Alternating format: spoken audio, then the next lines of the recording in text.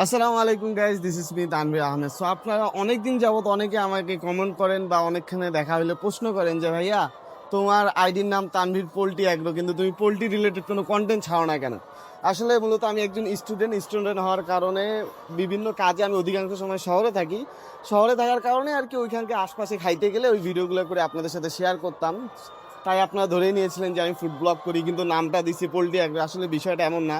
আসেন আপনাকে পরিচয় করে দিই আমার খামারের সাথে। সো এটা হচ্ছে গিয়ে আমার মূলত ছোট্ট খামারের একটা গেট। এখানে দেখতে পারতেছেন তানভীর পোল্ট্রি ফার্ম। সো এটা হচ্ছে মূলত আমার ফার্ম। আসেন, আমাদের খামারে মোট 4টা শেড আছে, একটা একটা করে আপনাদেরকে ঘুরিয়ে দেখাই। আসেন। সো এটা হচ্ছে মূলত আমাদের খামারের শুরু, গেট দিয়ে ঢুকেই তারপর আর কি এরকম পরিবেশ আপনারা দেখতে পারবেন যে এখানে প্রচুর গাছপালা আছে আশপাশে আর কি। পরিবেশ বান্ধবের জন্য এখানে প্রচুর গাছপালা লাগানো হয়েছে। আর এই পাশে যেই প্রথম শেডটা দেখতে পারতেছেন এটা হচ্ছে আমাদের শেড নাম্বার 1। আসেন এটার ভিতরটা আপনাদেরকে ঘুরিয়ে দেখাই।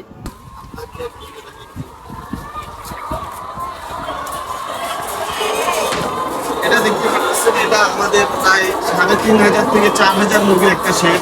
এদিকেও দেখতে পারেন ঘরের দৈর্ঘ্য প্রায় 135 থেকে 140 মিটার, যেখানে বর্তমানে মুরগির সংখ্যা আছে 24, যেগুলো সবগুলো প্রোডাকশন আছে আপনারা দেখতে পাচ্ছেন। তো এটা ছিল আমাদের শেড নাম্বার 1। এখন আমরা চলে যাবো শেড নাম্বার 2 এর দিকে। আসেন। সো শেড নাম্বার 1-এর ঠিক পিছেই রয়েছে আমাদের শেড নাম্বার 2। দেখতে পাচ্ছেন এটা হচ্ছে কি আমাদের শেড নাম্বার 2। এটার ভিতরটা আপনাদেরকে ঘুরিয়ে দেখাই। আসেন। সো আসেন শেড নাম্বার 2 এর ভিতরে যাওয়া যাক।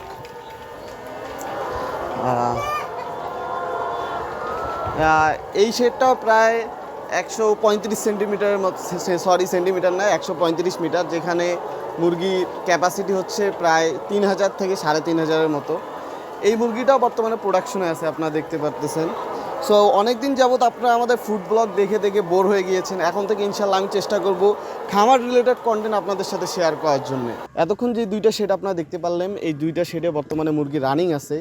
আর এই 2টা শেড বাদে আপনারা আমাদের খামারের বাকি পরিবেশটা দেখতে পারতেছেন। এখানে প্রচুর গাছপালা আছে। আর যেই শেডটা নিয়ে আমি সামনে ভিডিও বানাবো সেটা হচ্ছে গিয়ে এই শেডটা।